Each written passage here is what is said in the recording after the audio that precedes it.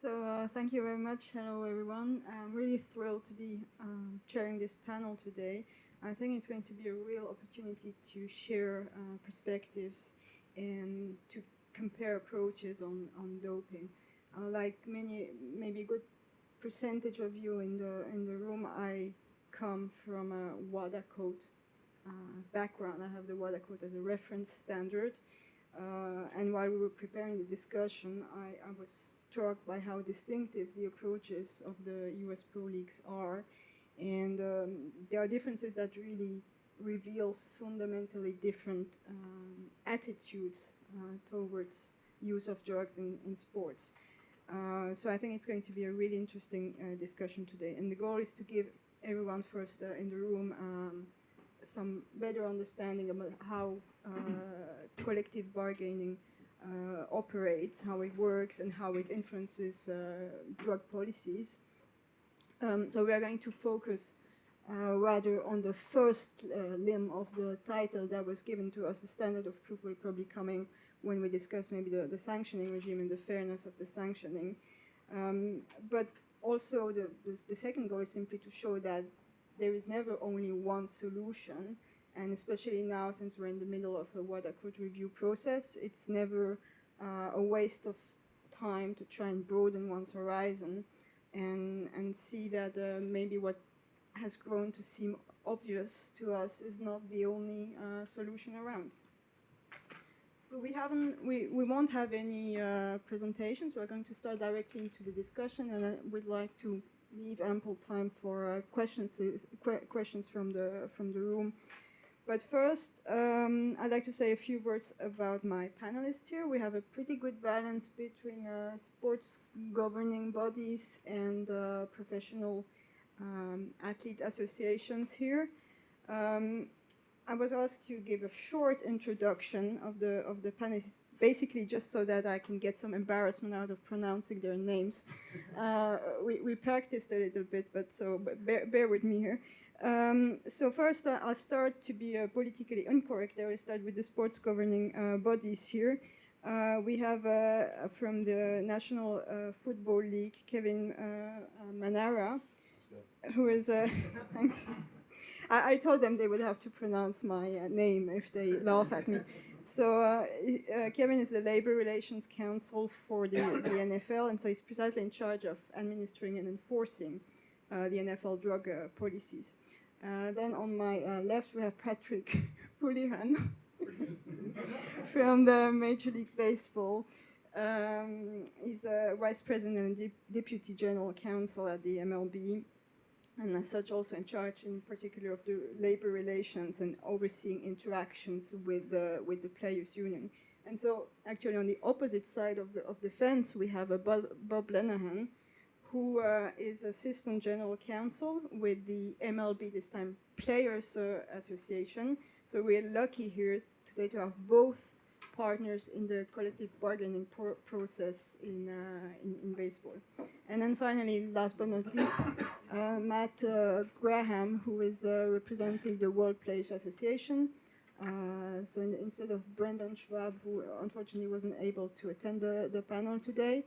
And as you may know, the World Players Association brings together a variety of sports, a variety of countries, and if my understanding is right, both sports that operate under the WADA code scheme and some that don't. So it will be interesting for Matt to also give us insight into the World Players Association's advocacy efforts in the context of the WADA code review process to better account for the professional players' interest in the WADA code context. So to start, I'd like to start on the first general round. This is going to be to highlight what collective bargaining actually is, how it works, and then how it shapes the way drug policies are constructed. Not everyone may be familiar with the mechanics of the system. I wasn't that familiar when I began preparing the panel. And especially to explain the value that is inherent directly from the athletes or their unions about what is important to them. And in the current WADA code context, you know that the WADA code is often presented as a international consensus, but as we saw during this event in, yesterday, especially the question is, whose consensus is that? So there are various bodies now to have the athletes' voice heard, whether existing bodies or newly created bodies, but it's never straightforward to actually achieve legitimacy for representation. So the insights from leagues that have this tradition of collective bargaining and unions will be particularly interested. So maybe we'll start with you, Pat, on the baseball side. Sure. Thank you. So on the topic of collective bargaining, with respect to drug programs in particular, for those of you who aren't familiar, under the U.S. federal laws, specifically the National Labor Relations Act, unionized workplaces like Major League Baseball, Bob represents our players' union. They're a duly authorized bargaining representative for their players. Management, the employer has an obligation to bargain over what's called mandatory subjects of bargaining. Mandatory subjects of bargaining, loosely defined, relate to wages, hours, and terms and conditions of employment. So courts, National Labor Relations Board, and frankly our own grievance panel have all found that drug testing, and specifically a drug testing program that has ramifications for one's employment, can result in suspensions, loss of pay, things like that, is a mandatory subject, and thus we have an obligation under U.S. law to bargain the terms and conditions of that program with our players' union. How that works in practice probably varies, and Kevin can tell us a little bit how it works in the NFL, but how it works in our league is that I came to MLB in 2012, so I wasn't there at the beginning of when the first version of our drug program was negotiated approximately 10 years before that. But how it's worked every year since I've been there is that some combination of representatives from Major League Baseball, usually John Coyles, who's in the audience, myself, my boss Dan Halem, we sit down with Bob and representatives from the Players Association. We start with the foundation of the current program, and we talk about whether or not there are any changes that we should make based on things that we've experienced over the past year, goals that either side may have with respect to modifications, and we make changes. But you know, it's a living document, and it's a document that we negotiate over annually. Now, that's not to say that every year we're going to make significant or even insignificant changes, but we sit down at the table and we talk about it and whether it makes sense to make changes every single year. Which is one of, I think, the benefits of having a collectively bargained drug program. It's one of several benefits from where I sit to having one that's sort of unilaterally imposed, which is that it provides a lot more flexibility. So when we went through the biogenesis scandal, that resulted, for those of you who aren't familiar, with a lot of, I think over a dozen major league player suspensions based on non-analytical evidence, including some of our more high-profile players like Alex Rodriguez. We learned a lot through that process about how players were using performance-enhancing drugs, and we realized that there were some holes in our program in terms of what was covered, what drugs were banned, how we tested, when we tested, and we sat down at the table, and to Bob's credit and to the credit of the Players Union, we made changes to address those issues, and we have that flexibility in a collectively bargained environment to make changes as we go and to be flexible. The other advantages that I would just note before I turn it over of having a collectively bargained drug program, in my view, are that you get the substantive player input when you're making your program. So, Bob and the Players Association, they speak for players, but they speak to players more than I do, right? There's restrictions on the kind of contact I can have with players under those federal labor laws. I'm not allowed to direct deal with them and ask them what kind of program they would like, but that's what the Players Association does. And so when they come to the table, they're bringing the input from the players and the athletes who are subject to the program, who understand what it's like to be subject to it, who are the guys who actually get tested, who deal with the ramifications, who want to see a successful program to protect the clean players and deter use by the other players. And so you get that substantive input directly from the Players Union, and I think that's a valuable thing that frankly makes our program what I think is top of the line program. And then I'd say the final advantage from where I sit of having a collectively bargained program is that you get buy-in, right? So because of those because of that relationship that we have, because of the flexibility and the annual updates, because this is a collectively bargained program that is literally called the Joint Drug Program. I mean, we co-administer. Bob actually had the wherewithal, unlike myself, to bring a copy of it. You can see the front of our book. It's got both logos, right? And it's called the Joint Drug Program, and that's because we administer it together. Tom Martin, who's sitting in the front, is our independent program administrator. You know, he serves at the pleasure of both parties, and it's a cooperative effort. And because of that, it has legitimacy and it has buy-in with the players, right? So they know that this program was one that wasn't just, you know, foisted upon them, but rather that their bargaining representatives negotiated for and agreed to. And therefore, when the results are that a player gets suspended or, you know, a player is going through this process, he feels like there's legitimacy because his union is involved. But more importantly, in the backdrop, they agreed to the provisions that are being enacted throughout the process. And I think that has a real benefit to the whole process and to the legitimacy of it. So that's a little background. I don't want to monopolize, so I'll turn it over to whoever you want to talk to next. Yeah, maybe I was thinking Bob maybe could just add his perspective, and maybe especially on one point, because you mentioned, Pat, that you have the benefit of having also one discussion partner, which is the union. I was wondering, within the union, how do you yourself secure athlete support and acceptance for what you're going to negotiate? Because the players themselves may have very heterogeneous views on what should be the proper policy. Sure, they absolutely do. Just real quick background, how we ended up with this agreement you see in front of you. Years before I even started the Players Association, the commissioner had a unilaterally imposed drug program, but it wasn't designed, we didn't think performance enhancing drugs were an issue in our game. We did have an issue, and there are some famous cases of drugs of abuse and players in that area.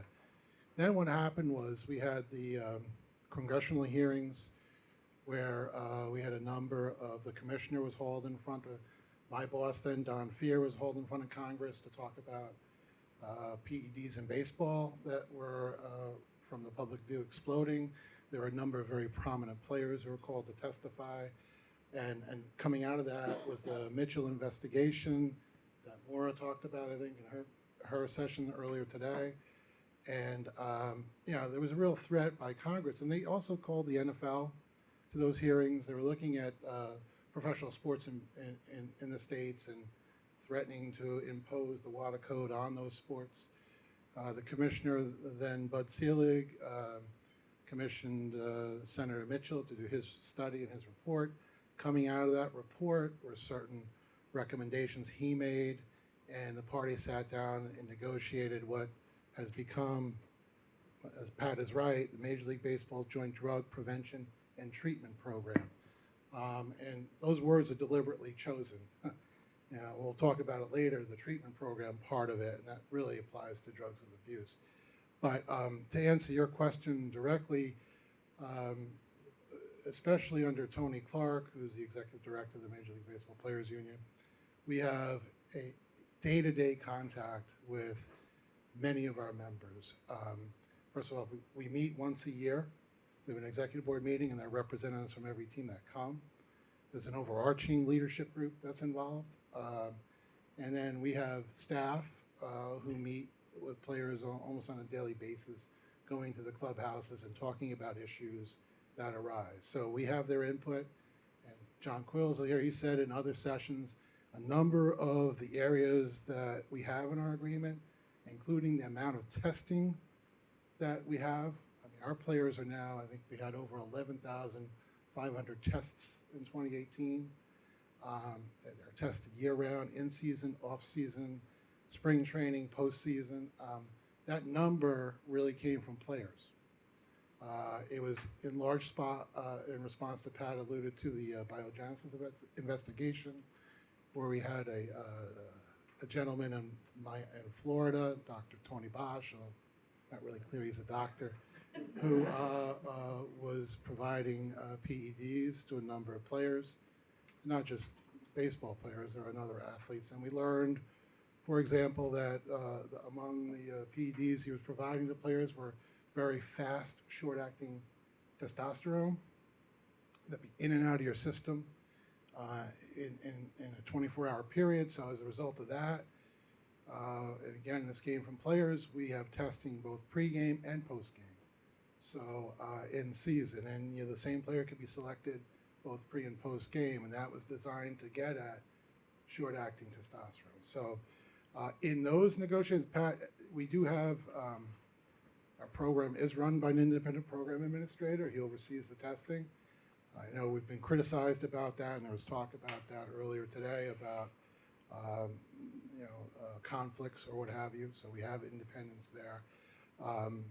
We annually, we have complete transparency. We issue a report every year that details the number of analytic findings, non-analytic findings, TUEs that are granted, the number of tests that are performed. That's issued by the IPA every December.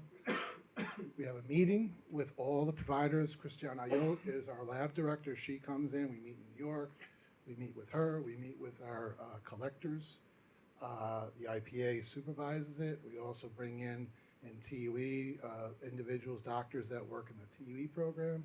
And at that annual meeting, we discuss, as Pat said, we make changes. Now, that meeting typically doesn't have players in it. But as Pat suggested, when there were major changes adopted, like what happened after biogenesis, there was more formal meetings and players were at the table. And they directly addressed issues across the table with representatives from the commissioner's office. So players, we have, I think, well, Pat and John would acknowledge, we have players who feel very strongly about having a clean playing field and being able to compete cleanly and not having their opponents dope. So they drive this process for us as staff.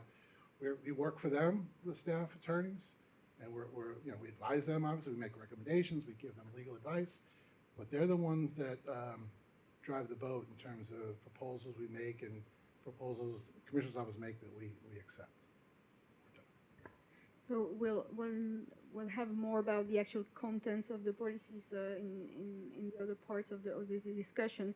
But for now, I'd like Kevin to say something from the perspective of the NFL, and especially something that you mentioned, Bob, about the structural aspect and the way that even the structures of administration of the program are jointly agreed between the two parties.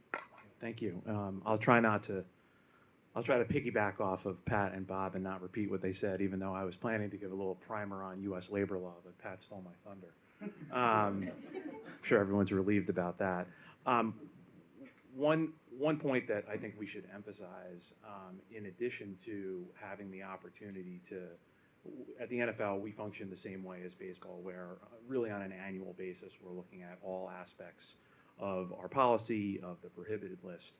But I think it's even more than that. I don't want to leave anyone in this room with the impression that, we have a meeting, Bob's not my counterpart, but if this were my union counterpart at the NFL Players Association, that, we only have one meeting a year, right? I mean, I interact with the folks at the NFL Players Association on a daily basis. We have a department of lawyers who interacts with them on a daily basis. I don't know that I would go so far to say that we're talking about, issues or individual player issues under this specific policy or performance enhancing policy.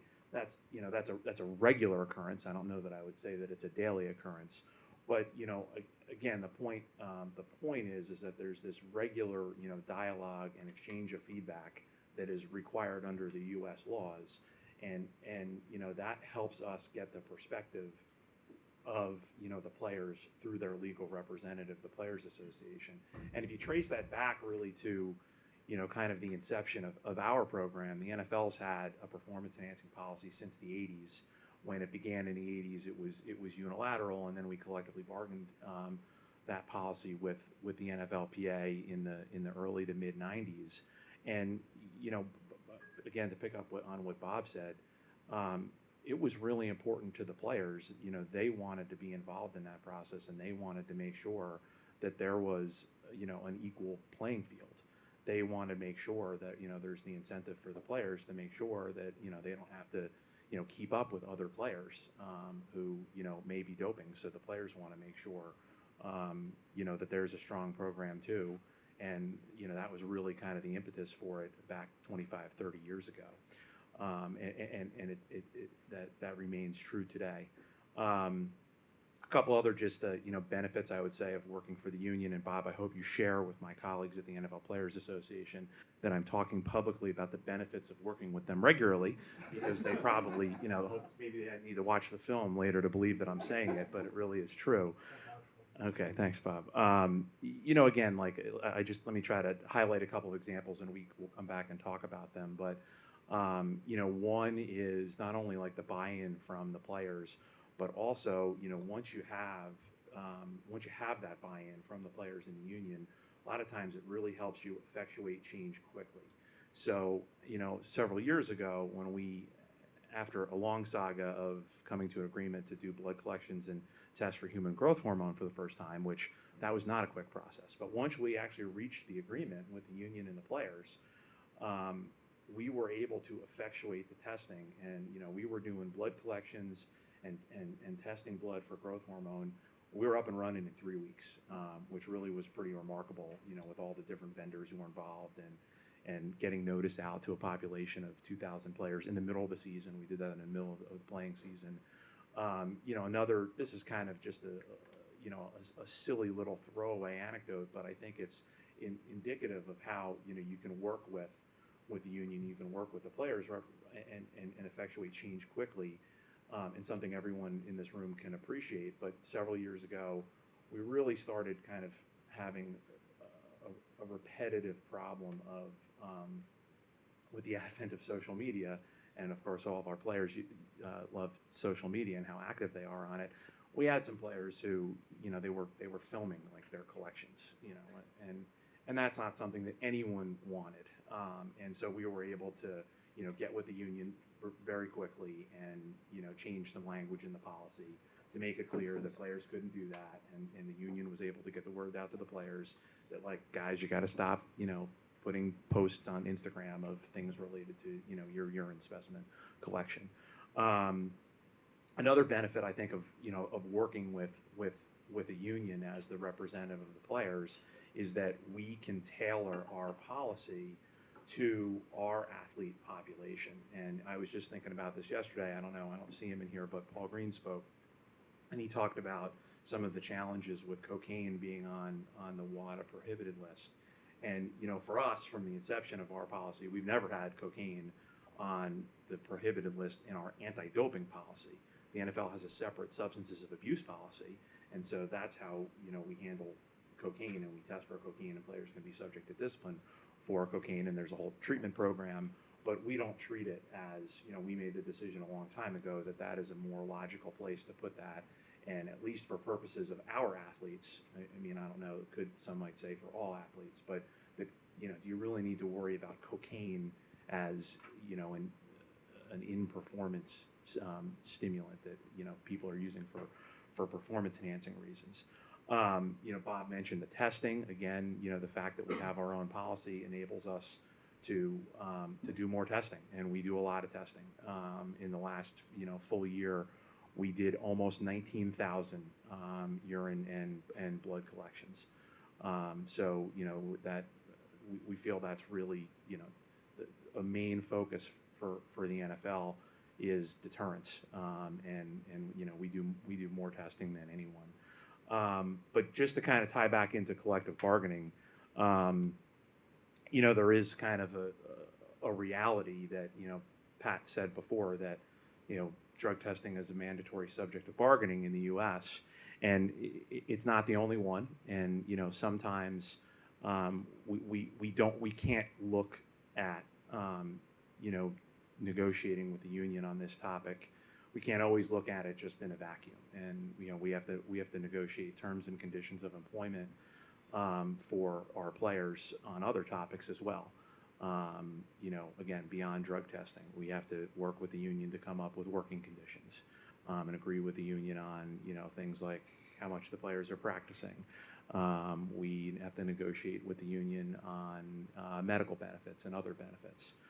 Of course, we have to negotiate with the union on financial terms. So whether it's, individual player contracts or more globally, the economic structure. It's this part is one piece of the puzzle, and I've given you a couple of examples of how we've been able to work cooperatively with the union in that space, but also just the reality of collective bargaining in the United States is we have to come to an agreement with the Players Association before we end up making the change. We can't do it without them. So we'll get back to a couple of issues, in particular the question of the cocaine and other substances of abuse and the way the leagues handle these substances. I'd like to first finish on the general aspect of representation. The World Players Association brought a proposal to WADA as part of the review process to add a third partnership that would be the athletes to the governance, especially of WADA. And you mentioned in particular, I think, a democratic, transparent vote on part of athletes. So could you tell us a bit more about the proposal, and whether you believe that the structures in Olympic sports are already in place to allow such involvement of athletes? Sure, and thank you for the introduction. That's very helpful. I'll just give some brief context because I think it's helpful to understand who the World Players Association is and who we actually represent. I want to be clear that we don't necessarily represent the more Olympic individual athletes. What we are is a global peak body for a number of player associations. We have about 120 player associations affiliated to us. That includes player associations in the US professional leagues, and we've heard about the experience there with collective bargaining. But it also includes the player associations in the other sports, such as football, rugby, cricket, etc. So our primary focus is on team sports and not athletes competing in individual competitions. I'd just like to pick up on something that Kevin mentioned, and that's to sort of bring out the work that player associations actually do. So at the national level, most of our player associations have quite strong collective bargaining agreements on a number of issues. We heard some of the things in terms of working conditions, but there's also issues in terms of negotiating grievance mechanisms, even bargaining mega sporting events. In some cases, such as the US, there's bargaining in place on anti-doping matters, but for the majority of our membership, 80,000 of the 85,000 athletes represent, the WADA code is actually imposed in their employment contracts as a mandatory condition of employment. So how did that happen? Well, we all understand that the origins of WADA can be traced back to the UNESCO convention. And I think that convention is something that's often forgotten in this piece. And it's worth highlighting that the UNESCO convention actually, in its preamble, emphasizes three things. It recalls existing international human rights instruments.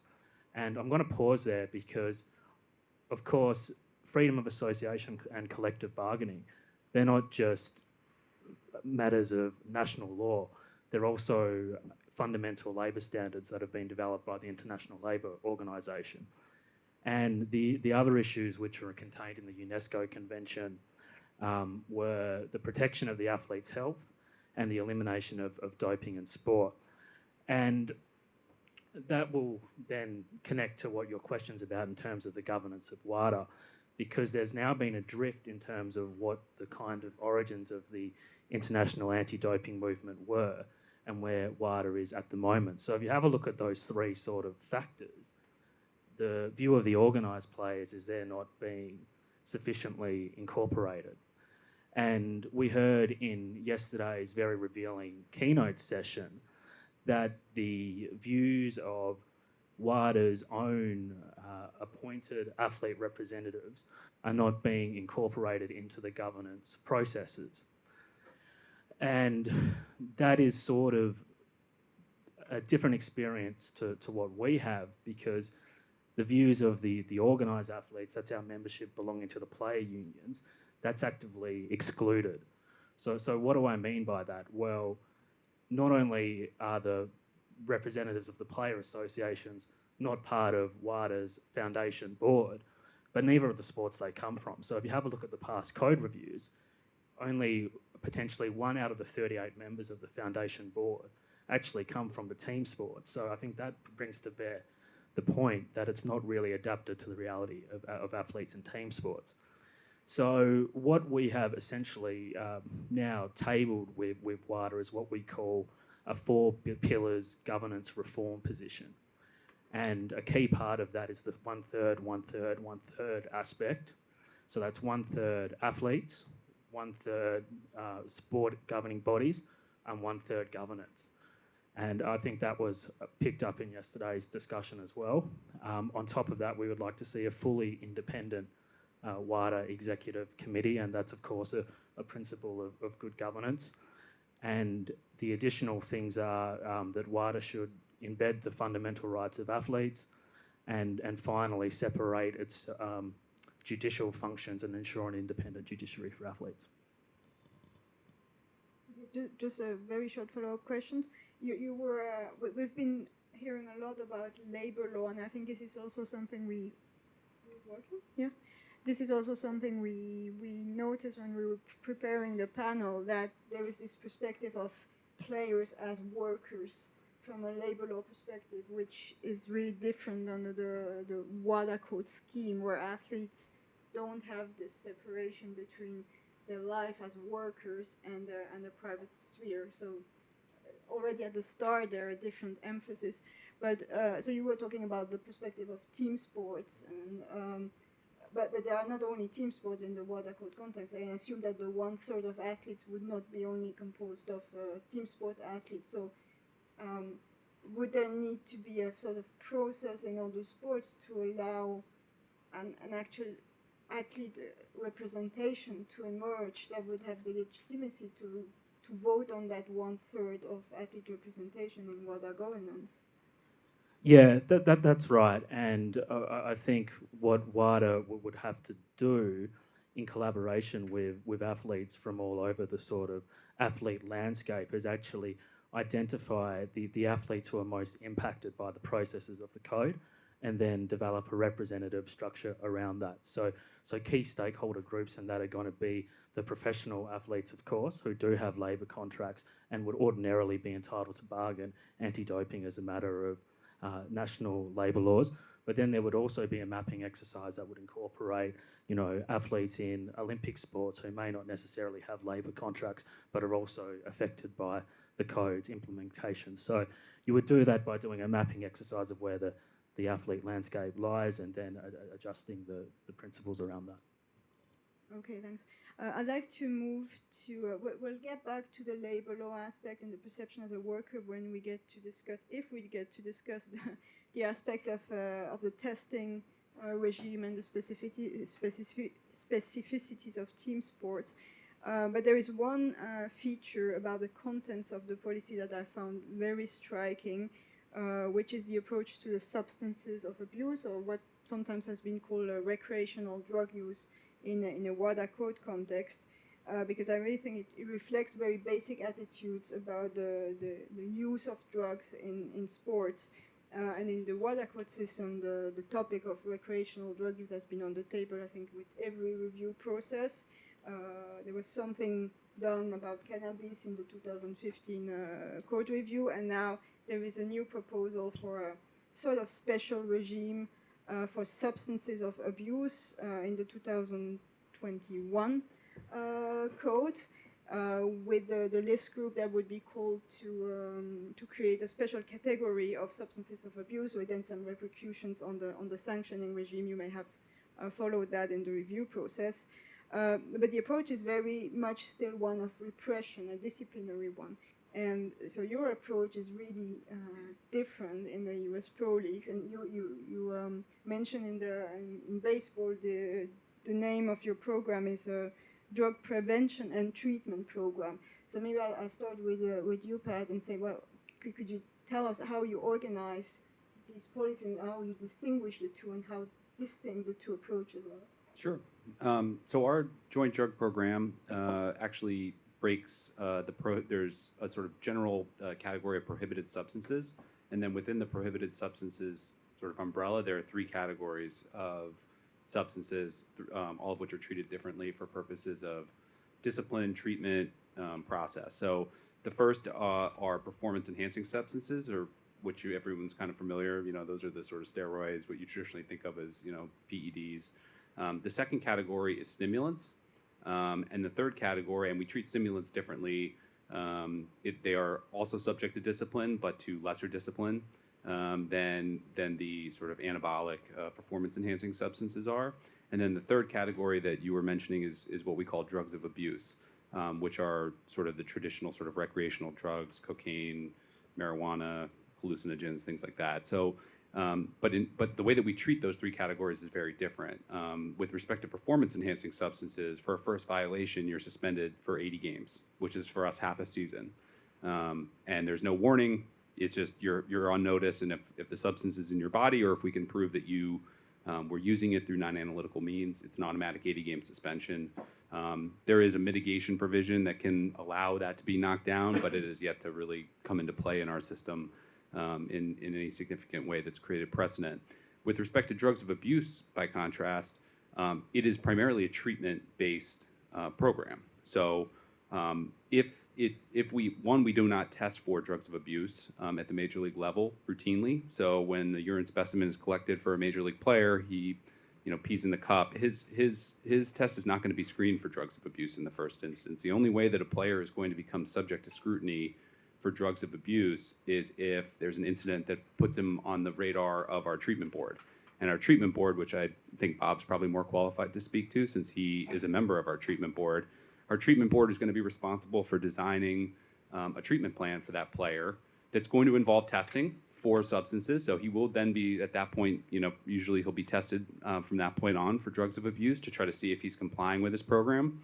And there is the possibility built into the system that he could be disciplined as sort of part of the deterrent process. But even discipline in that context is not going to be automatic after a certain number of violations. It's going to be very dependent on the particular facts and circumstances of that player's situation.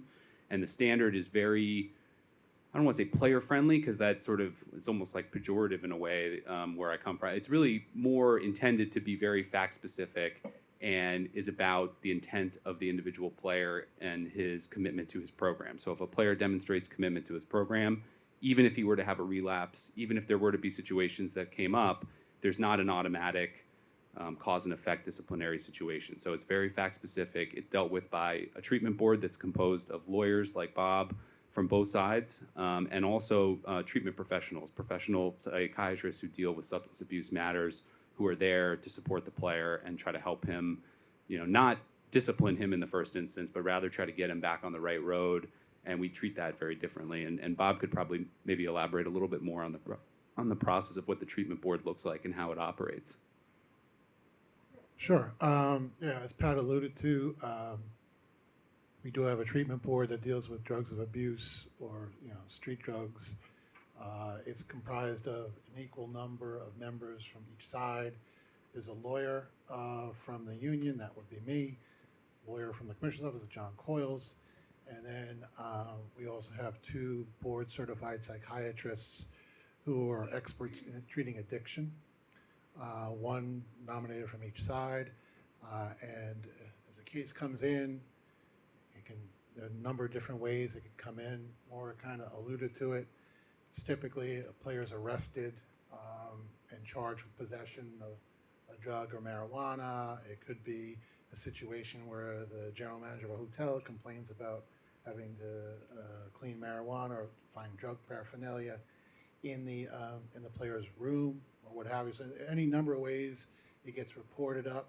It goes to the treatment board, and the initial decision that is made by the treatment board is whether to do a for-cause test to the player, test the player for drugs of abuse.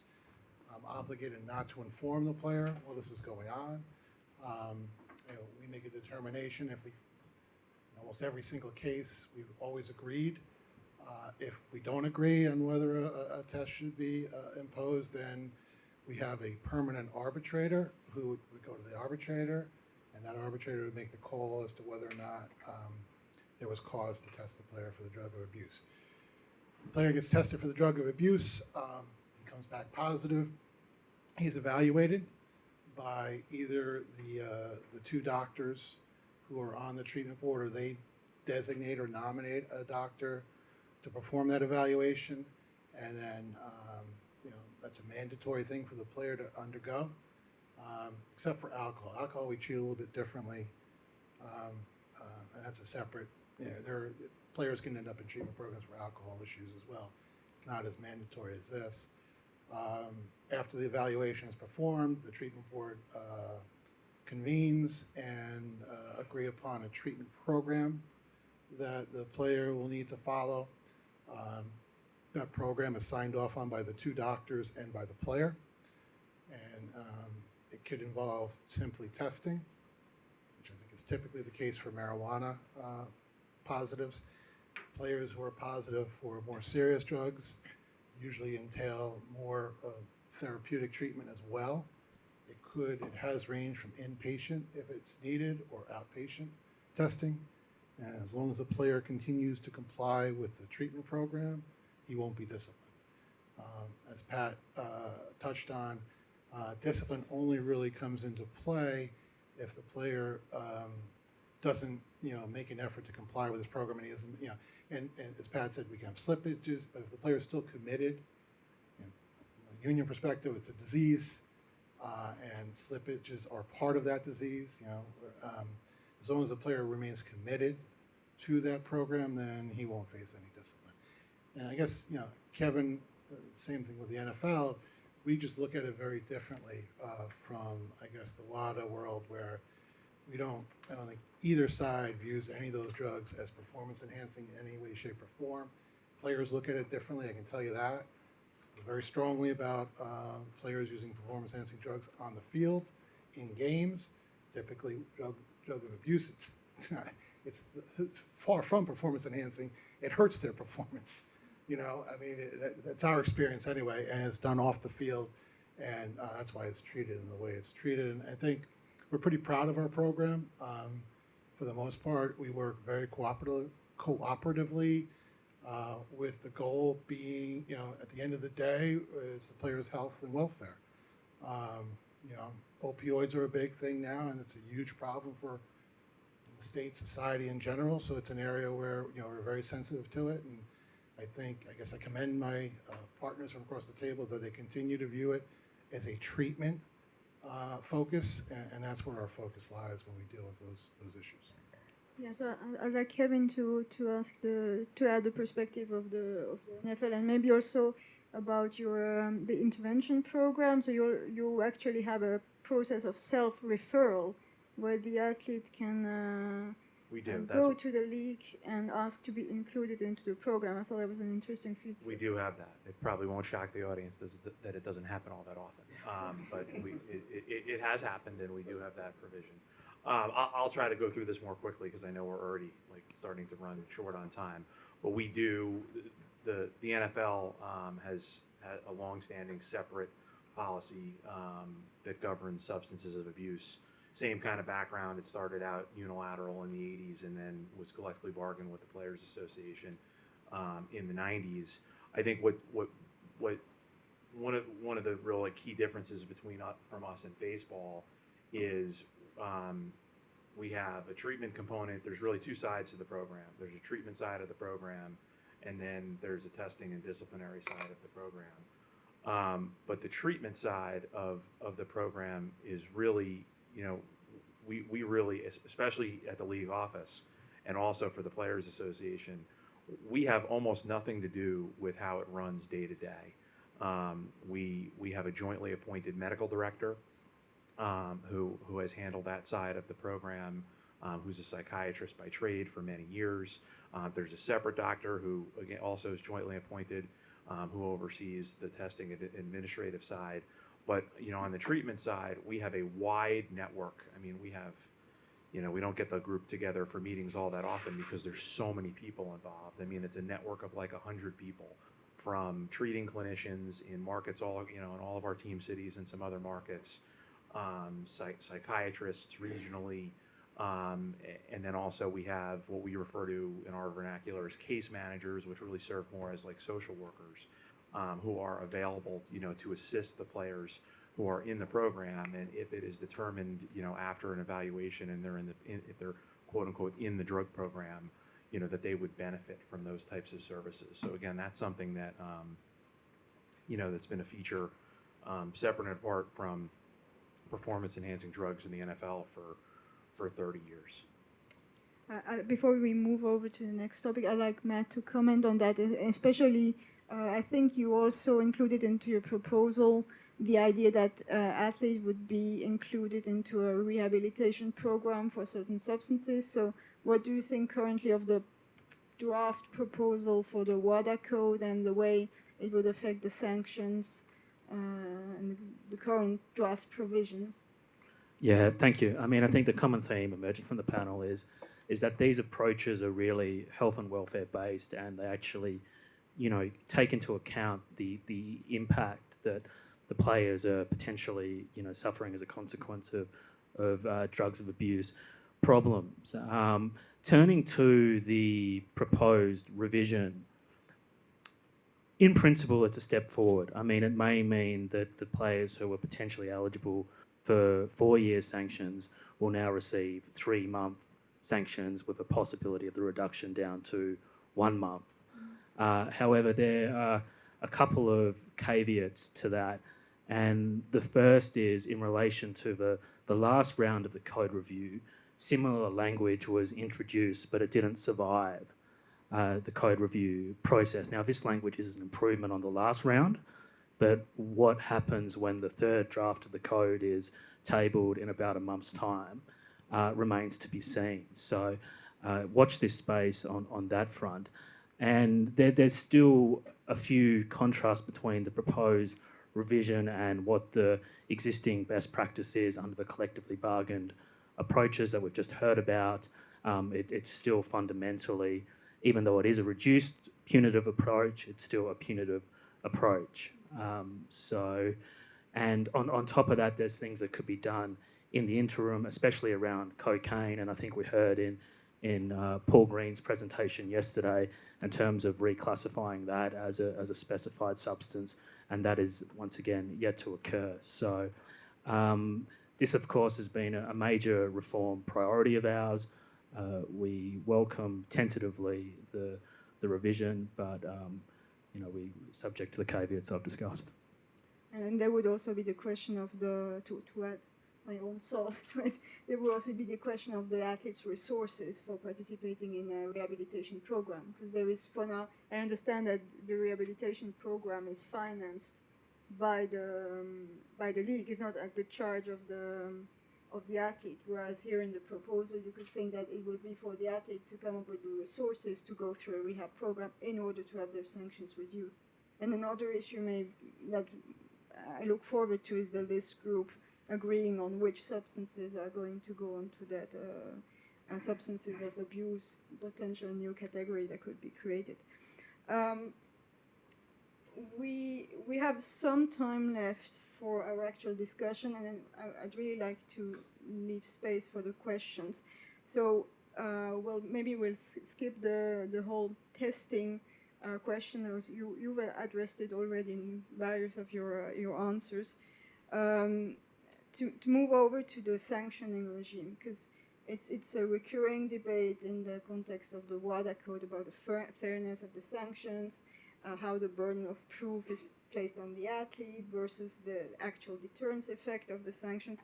So I was really curious to see how bargaining would have an impact on the sanctioning regime. And to sum it up very roughly and maybe a bit provocatively, my impression was that the sanctions are generally, I'd say, more lenient than what you'd see under the WADA code, but I'd also say they are just as standardized or maybe even more standardized than under the WADA code. So maybe you'd have to explain the idea behind that, because athletes have often been arguing that it would be part of the fairness of the system to find more flexibility in the regime.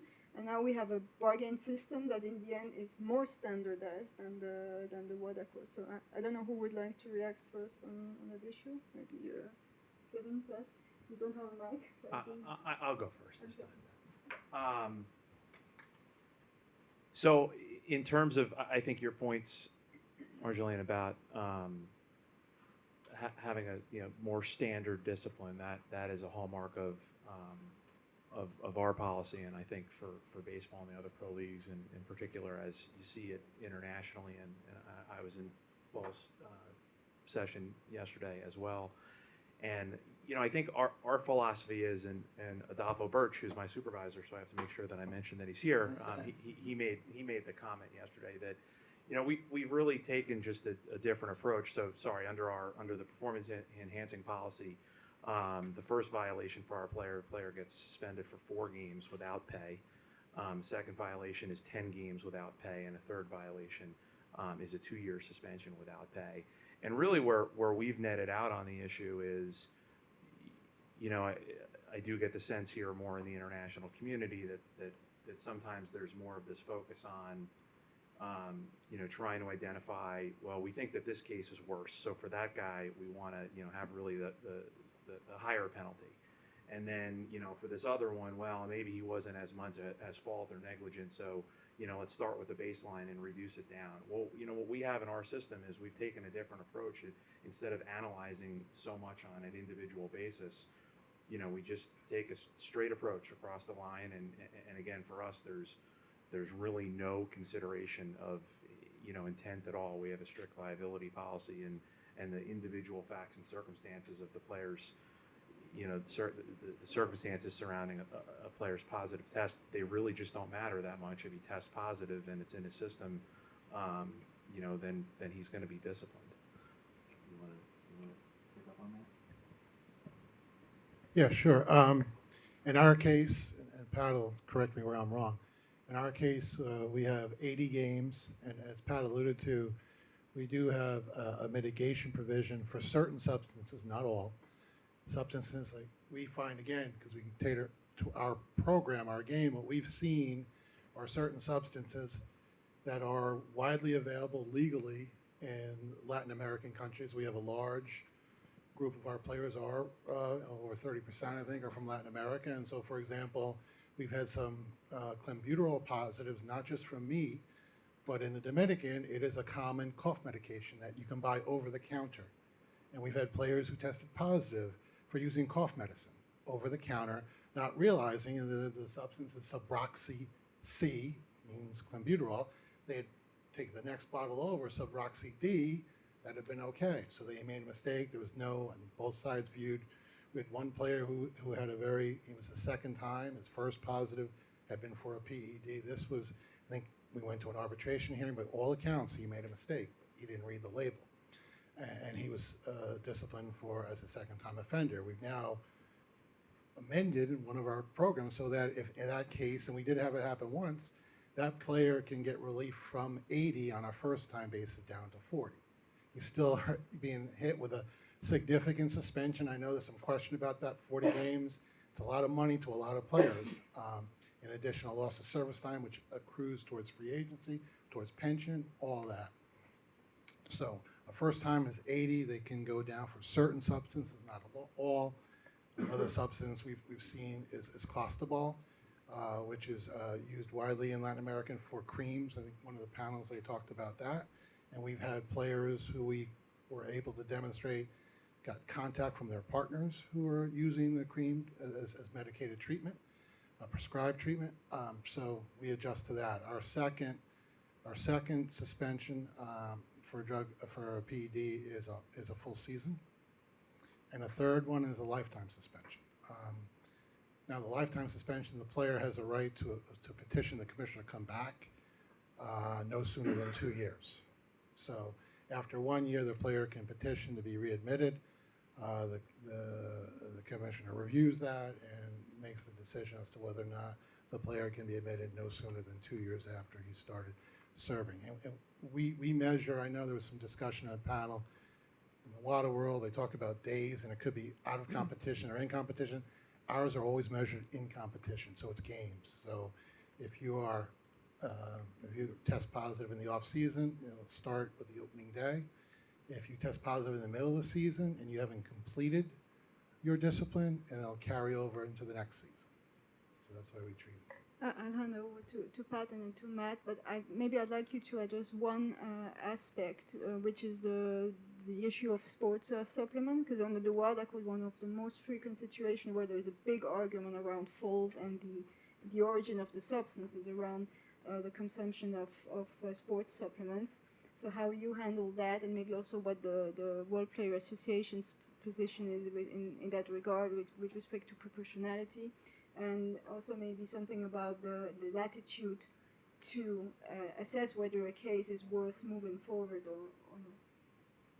Sure, and Bob did a good job of summarizing the way our penalty structure works. I mean, I think to the uniformity point, I think as, at least while I've been involved, I think there's only been one occasion where a first-time PED violation resulted in anything less than 80 games. So there is a lot of uniformity, and I think that dovetails with the question that you posed, which is how do you deal with supplements? And the reality is that one of the features of our system is that it's a strict liability policy unless the player can come forward with affirmative evidence that shows that he lacked any fault or negligence, right? And if he can do that, then that's a defense and could result in there being no suspension imposed. Now, we've never had a fact pattern that's been sort of litigated to a conclusion in a hearing where that fact pattern occurs, and one of the reasons why is that I think we've gotten to a point where the standard is essentially unless the player can identify the source and is willing to come forward and say that this is a source that I shouldn't be held accountable for, the suspension is going to go into effect. It's going to be for the full 80 games, and that is the overwhelming majority of the circumstances we find ourselves in. We've never had the opportunity to sort of put in front of an arbitrator what would happen if a player were to take an over-the-counter supplement that wasn't NSF certified. But we do encourage our players to take NSF certified supplements. In fact, under our drug program, the clubs actually affirmatively provide players free of charge with NSF certified supplements. And the goal there is to be realistic about the fact that players are going to use supplements, protein, things like that, and to give them the tools so that they never have to go into a GNC, right? I mean, that's the goal, right, is to say everything you need, if you want to take it, it's right here for you. It's in the clubhouse. It can be provided to you by your strength coach. You can get guidance on what you should be taking.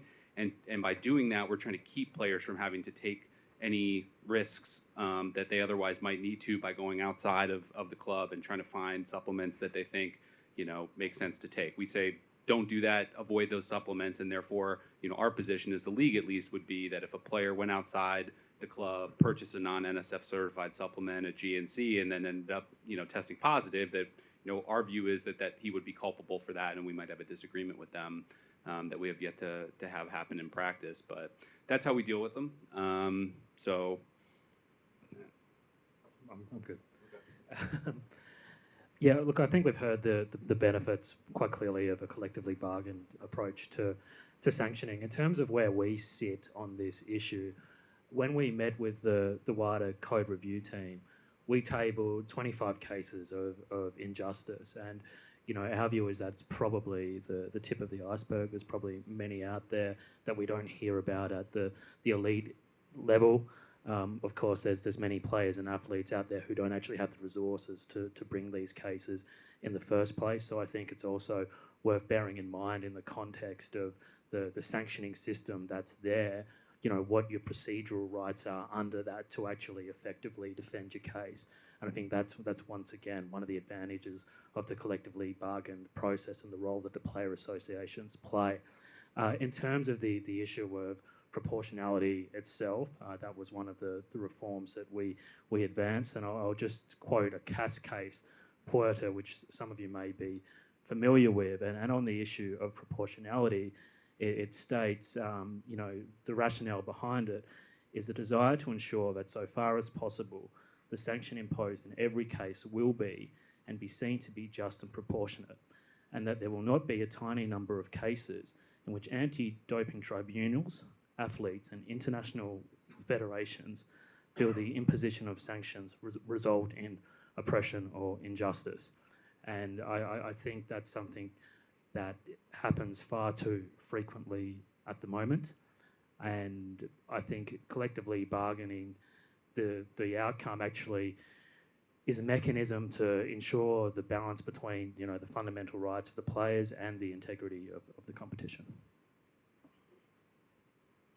So on that note, I'm sure there are many issues that have prompted some reactions. So I'd like to give some time for questions. We have approximately, oh, it's time to move.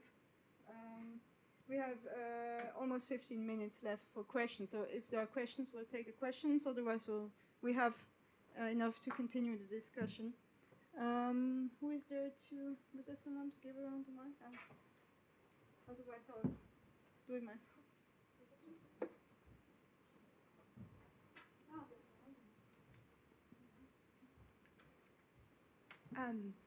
Yesterday, I believe John mentioned actually that all MLB athletes are tested at least once out of competition.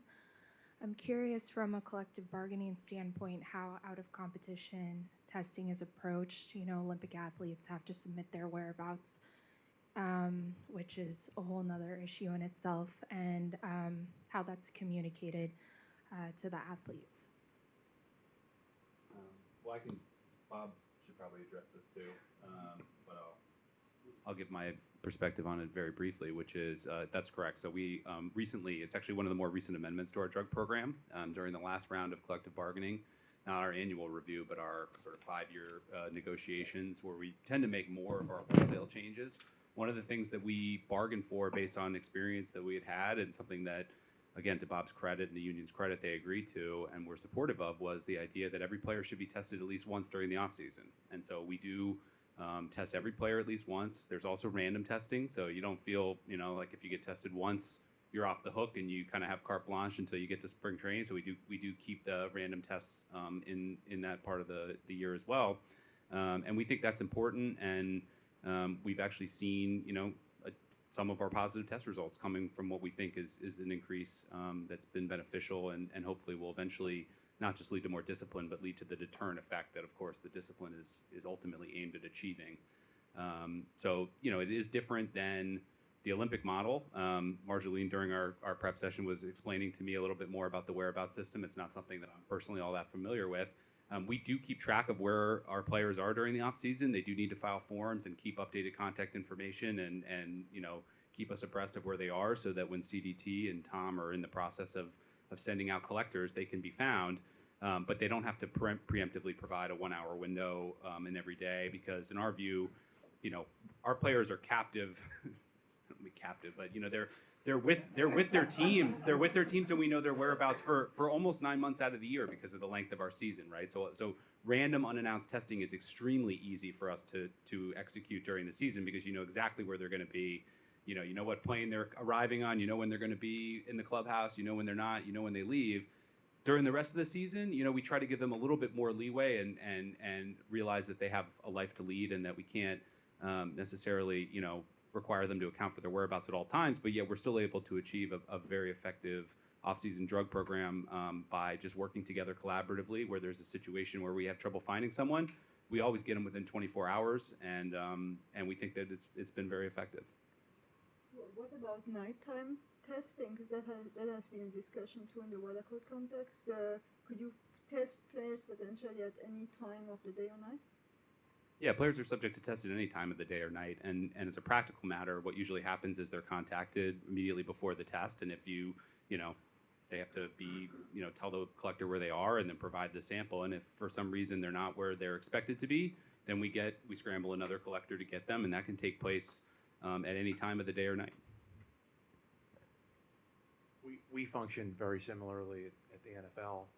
We've been doing off-season random testing for a long time. Our players are they can be subject to up to 6 tests for performance-enhancing drugs in the off-season. Not all of them get 6, so you know, we've been doing that for a long time. I also just think that this topic is indicative of, and the differences, we were talking about this a little yesterday from the WADA system. It kind of traces back to our whole panel here that, you know, we're doing drug testing in a collectively bargained environment in the context of employment, which is different from, a lot of the other programs around the world. And so, Bob's job and the union's job is to recognize that when the players are not working, which for NFL players is, 5 or 6 months out of the year. For baseball players, it's only 3 months out of the year. But that, there should be more entitlement to their time. Yeah, and I'll hold our program up to any WADA program you want to point to me. Our players average being tested 8 to 9 times a year. So, and you say nighttime they get tested, you may have said it before, during the season, as Pat said, they report to work before, on a voluntary basis, before there's a mandatory reporting. They show up for work in early February. And they're there, if you're on the World Series champion, you could be there the end of October into November. And our players are subject to random testing throughout the season, pre and post game, so it's night. Even though it's pretty burdensome, we've had issues where our guys work 162 games in 183 days, and they travel throughout the country, and they're typically playing at night. So it's a night game. They have to leave the ballpark, get to a plane, and fly overnight into another city. And if there's a post-game test, which there could well be, and because it's urine and guys can, a big issue we're hoping the scientists can fix for us is, the training staff is tell them hydrate, hydrate, hydrate. So you have a dilute sample, and you got to wait till it becomes a real. And the rest of the team is waiting to get on a plane to fly over, many, many miles to work the next day and be able to get ready to face a 98-mile fastball. So you got to balance all that. But I think at the end of the day, and this is player driven, it really is. They want clean competition. We've hit the sweet spot in terms of there's a lot of testing going on. It's random, it'd be anytime, and it is year round. We had random testing in the off season. As Pat suggested a couple of years ago, we made it now, so every player is going to be tested at least once. I know I had a guy call me because he got tested a third time. He said, "Is this right?" I said, "Yeah, you can be tested." So I think we're all pretty confident that we've landed in the right spot in terms of deterrence and catching players that may be thinking about doing something they shouldn't do in the off season. If I can just come in over the top, I think there's a very easy tendency to get involved into a kind of comparison of what WADA does or what the collectively bargained approaches are. But sometimes I think it's useful to take a step back and actually look at the bigger picture around these testing and scientific methods in terms of what due diligence actually goes into developing these techniques. So I think there's some threshold questions in terms of, how effective are the methods that are being implemented? What analysis goes into considering the alternatives that are out there?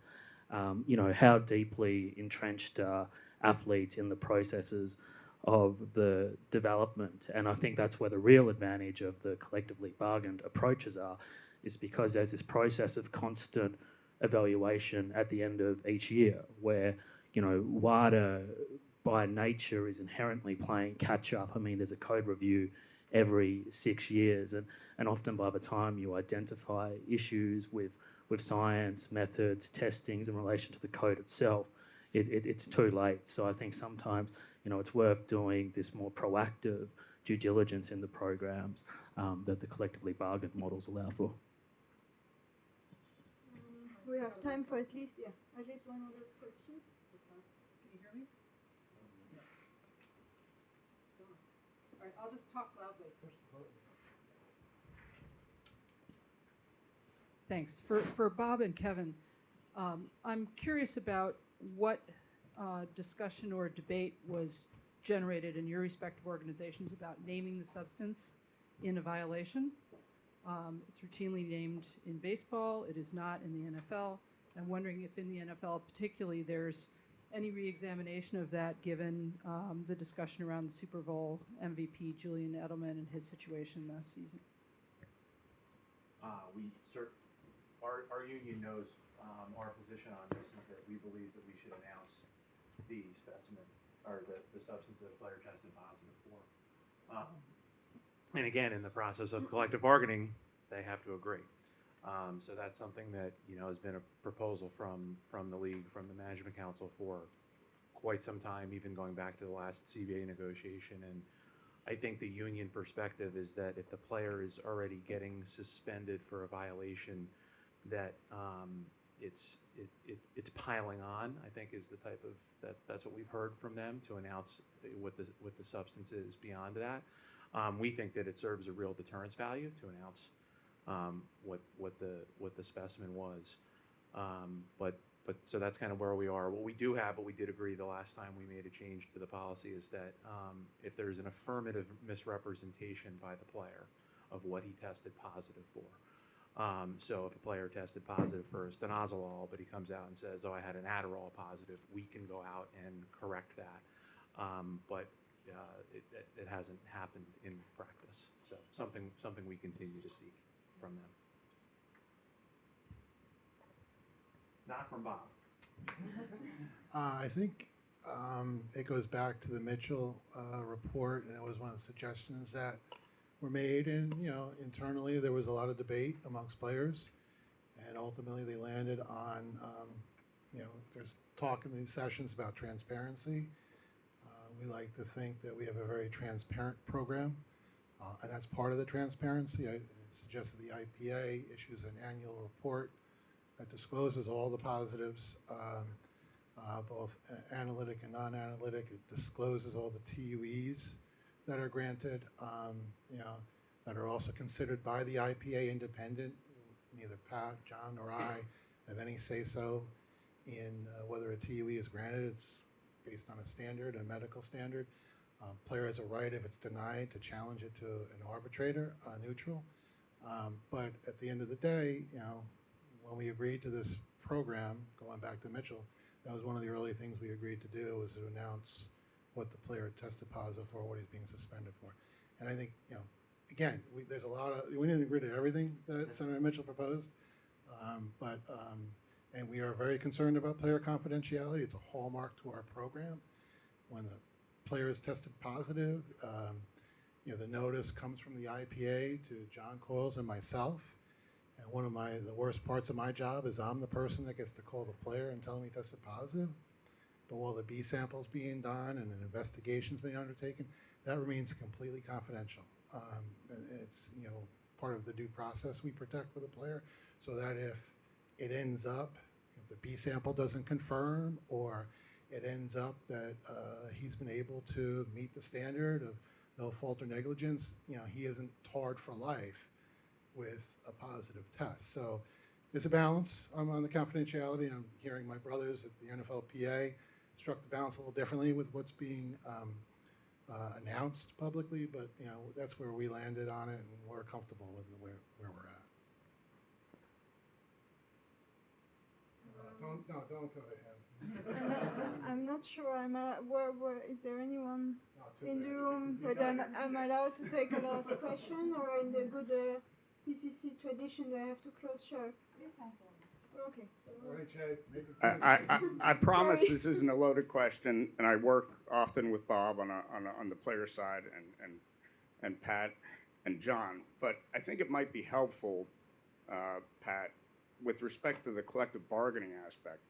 What is the difference between testing at the major league level for guys that are on the 40-man roster compared to those in the minor leagues that don't have collectively bargained rights?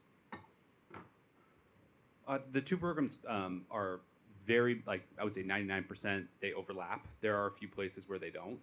One of them is, the due process is a little different. So for a major league player who tests positive, he has the right to go to our neutral grievance arbitrator, whereas a minor league player has his appeal heard within our office. So that's a difference. There's also differences in the way that we structure penalties for drugs of abuse, although I would note that both of the programs sort of treat it in the first instance as a treatment issue and only sort of get to the penalty phase when there's been a breakdown in that treatment. So I'd say, those are two differences. There are probably others that I can't think of off the top of my head because I typically deal predominantly with the major league program, but there are differences. I'd say for the most part, the substances, and John will correct me if I'm wrong, track each other 100%. And the penalties mirror each other as well. with respect to the number of games and things like that. So we try to keep them very similar, but there are definitely a few differences. The primary one of which I would say is probably the way that the appeal process works. If I could just Last word. just to, the biggest difference from my standpoint is unfortunate. Minor league players are basically on their own. They're not represented, so they hire people like Jay or Paul to help them in a case, and that comes out of their own pocket. Major league players, they pay dues as part of the union, but those dues cover everything. So including, we have a team of scientists we work with that go up to Montreal to observe the B sample from start to finish, review the doc packs, both A and B, give us the advice that, we cover that. If they go to a hearing, the cost of the arbitration are borne by the union. They have union lawyers that represent them at no additional cost other than their dues. So it's a big positive to major league players that we don't represent minor league players. Minor league players are not unionized, unfortunately, at least at this point. So, to me, Jay and Paul can speak to it. It's a, in terms of the due process rights they have, in terms of the representation they have, being on the 40-man roster, being part of this agreement, that's a big plus in their side. That's not available to minor leaguers.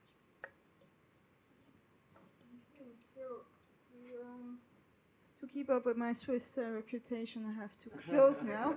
I'm sure the panelists will be around afterwards if you have other specific questions. So many thanks to all four of you. I think the conference is very much about hearing other perspectives, and I hope we've added a little bit to the inclusiveness there. It was very enriching experience for me, and I hope it was for the audience too.